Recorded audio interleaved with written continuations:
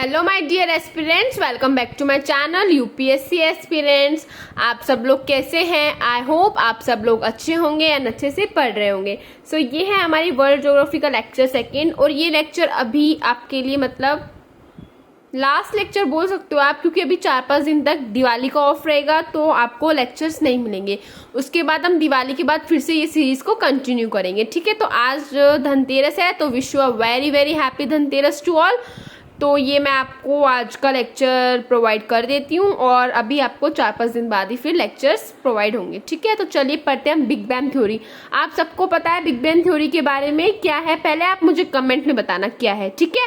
फिर मैं आपको उसको पूरा एक्सप्लेन करूंगी। मैंने आपको पूरा नोट दे दिया है, ठीक है। ये पूरी बिग बैंग थ्योरी है, सबने बहुत बार पढ़ रखी है, तो आप लोग मुझे कमेंट में बताएंगे बिग बैंग थ्योरी क्या है, ठीक है। तो चलिए अब हम नेक्स्ट पेज पे चलते हैं।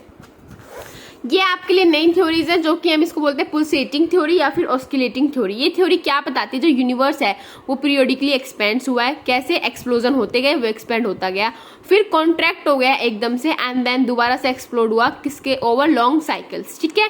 ये आपकी ऑस्किलेटिंग थ्योरी बोलती है। फिर स्टेडी स्टेट थ्योरी क्या बोलती है? स्टेडी स्टेट थ्योरी, यूनिवर्स जो है वो एक्सपेंड कर ही रहा था, it does not change its appearance over time, ठीक है। That is it has no beginning and no end, मतलब ये बोलती है ना तो कभी शुरू हुआ ना कभी खत्म होगा, ठीक है। अब हम ये हमारी थ्योरीज कंप्लीट हो गई। अब हम पढ़ेंगे स्टार्स के बारे में। देखिए जो स्टार्स हैं वो क्या होते हैं?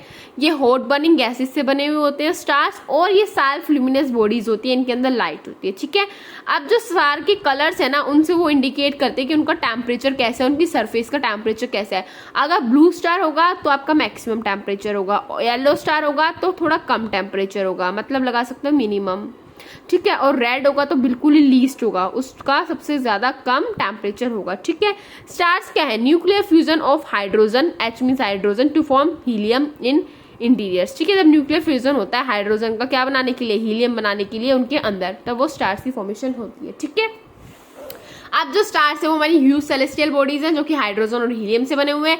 ये लाइट और हीट प्रोड्यूस करते हैं, जो कि इनके फोर्सेज हैं इनसाइड द कोर उनके लिए, ठीक है। उनकी वजह से, उनके लिए नहीं, उनकी वजह से। और ये क्या है? Building blocks of galaxies. मैंने आपको बताया था ना, स्टार्स, फिर गैलेक्सीज एंड फिर यूनिवर्स, ठीक है।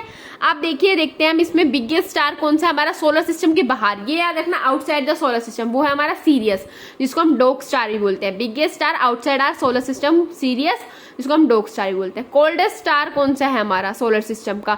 वो है प्रोक्सिमा सेंचुरी, प्रोक्सिमा सेंचुरी, ठीक है। और ये 4 लाइट ईयर्स अवे है, 4.2 लाइट ईयर्स अवे, ठीक है।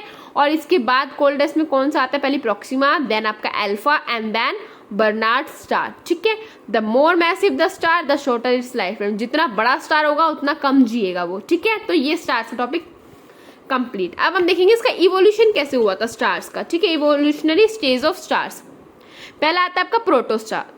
प्रोटोस्टार में क्या होता है? यहाँ पे जो हीलियम है, हीलियम कोर जो है वो हैवी हो जाती है, एकदम से इंक्रीज होती है, फिर हैवी हो जाती है और एक्सपेंड कर देती है अपनी आउटर लेयर्स को, फैला देती है पूरा। फिर बनते हैं रेड जायंट, जिसमें स्टार की स्वेलिंग होती है, रोडनिंग होती है बाहर वाली लेयर की, ठीक है। इसके अंदर गिगेंटिक डायमेंशंस होते हैं, बहुत बड़े। फिर जो है स्टेज 3 में क्या होता है हमारा? व्हाइट ड्वार्फ, मतलब जो स्टार का मास है वो रिलेटिवली स्मॉल हो जाता है, ठीक है। और जो गैसेस हैं वो आउटर लेयर पे रीच करती है और बाहर निकल जाती है। फिर लेटर गैसेस निकल जाएंगी, कूल होंगी, कॉन्ट्रैक्ट होगा और स्टार क्या हो जाएगा हमारा? व्हाइट ड्वार्फ, ठीक है। ये थी हमारी इवोल्यूशनरी स्टेजेस।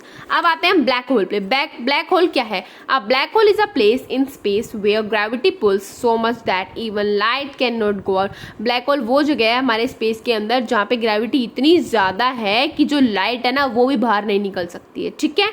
और जो स्टीफन हॉकिंग थे, ये एक ऑथर है, उन्होंने brief answer to the big questions, इन सारे आंसर्स जो क्वेश्चंस के आंसर वो उन्होंने अपनी इस बुक में दिए हुए हैं। ये जो है ये एक बुक है, उन्होंने इसके बारे में पूरा लिखा हुआ है, ठीक है, स्टीफन हॉकिंग्स। अब आपने हमारी चंद्रशेखर लिमिट, ये क्या है? हमारी लिमिट्स होती हैं, ठीक है। ये हमारी अपर लिमिट है to mass of stars above which 2 things are possible, ठीक है। एक होती है हमारी पुल्सर और एक होती है हमारी ब्लैक होल। पुल्सर में क्या होता है? एक्सप्लोजन होता है स्टार का, और ब्लैक होल में क्या होता है? कोलैप्स हो जाते हैं स्टार, ठीक है। आपस में आके ऐसे कोलैप्स हो जाते हैं, ठीक है। दो चीजें आती है, जैसे टक्कर हो जाती है ना, हमारे रोड एक्सीडेंट्स में क्या होता है? 2 कार कोलैप्स होती है, मतलब 2 कार की टक्कर होती है, तो वही है हमारे ये ब्लैक होल, ठीक है। ये पेज भी आपको समझ में आ गया होगा। ये काफी बेसिक चीजें हमने बचपन में ही पढ़ा है, ब्लैक होल और ये, है ना। अब देखिए, ये एक इंडियन फिजिसिस्ट थे, चंद्रशेखर, जिन्होंने क्या प्रेडिक्ट किया था अपर लिमिट को to the mass of the stars, और इनको हम क्या बोलते हैं, चंद्रशेखर लिमिट बोलते हैं। और ये 1.4 times the mass of the sun है। सन के कितने गुना है, 1.4 टाइम्स। ठीक है, अब लाइट ईयर क्या होता है, जितना लाइट ट्रैवल करती है एक साल के अंदर उसको हम बोलते हैं लाइट ईयर।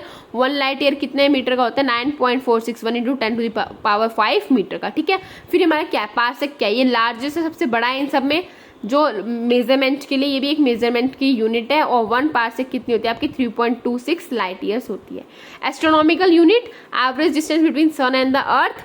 ठीक है, जो सन और धरती के बीच में जो हमारा एवरेज डिस्टेंस है वो होती है एस्ट्रोनॉमिकल यूनिट। और 1 लाइट ईयर में कितनी एस्ट्रोनॉमिकल यूनिट होती है, 60,000 AU। ठीक है, अब हम पढ़ेंगे अपना न्यूक्लियर फ्यूजन। ये भी आप सब लोगों ने पढ़ा होगा न्यूक्लियर फ्यूजन को। When the 2 or more light nuclei collide, ठीक है, जब 2 या 2 से ज्यादा लाइट न्यूक्लियाई कोलाइड करते हैं आपस में तो क्या बन जाता है, एक हैवी न्यूक्लियस बन जाता है। उसके अंदर से बहुत ज्यादा अमाउंट ऑफ एनर्जी रिलीज होती है। और ये किसमें अकर होता है, स्टार्स और सन के अंदर होता है ये न्यूक्लियर फ्यूजन। ठीक है, और हायर एनर्जी नीडेड होती है, क्यों, 2 और 2 से ज्यादा एटम्स को पास में लाने के लिए। और हाइड्रोजन बम, जो आपके बम बनते हैं हाइड्रोजन बम, वो इसी प्रिंसिपल में बनाए जाते हैं। न्यूक्लियर फ्यूजन करवाया जाता है, उसी के बेसिस पे हाइड्रोजन बम बनते हैं। ठीक है, अब लास्ट टॉपिक है हमारा आज का न्यूक्लियर फ्यूजन। जब न्यूक्लियस 2 में स्प्लिट्स हो जाता है, ठीक है, मान लो एक हैवी बॉडी है आपकी, वो 2 चीजों में स्प्लिट हो गई है, लाइटर बॉडी में। ठीक है, ये आपकी हैवी बॉडी है, अब ये देखो 2 चीजों में आपकी स्प्लिट हो गई है। ठीक है, इसको हम क्या बोलेंगे, न्यूक्लियर फ्यूजन। इसके अंदर high amount of energy release होती है और ये नेचर में नेचुरली अक्कर नहीं होता, इसको बाहर से एनर्जी प्रोवाइड करनी होती है। ठीक है, और little energy is required to split an atom, इसमें कम एनर्जी लगती है उसके कंपैरिजन में एटम को तोड़ने के लिए। और एटॉमिक बॉम्ब इस पे बनते हैं, एटॉमिक बॉम्ब न्यूक्लियर फ्यूजन पे and your hydrogen bomb nuclear fusion पे। ठीक है, सो गाइज आज का आपका टॉपिक इतना ही था।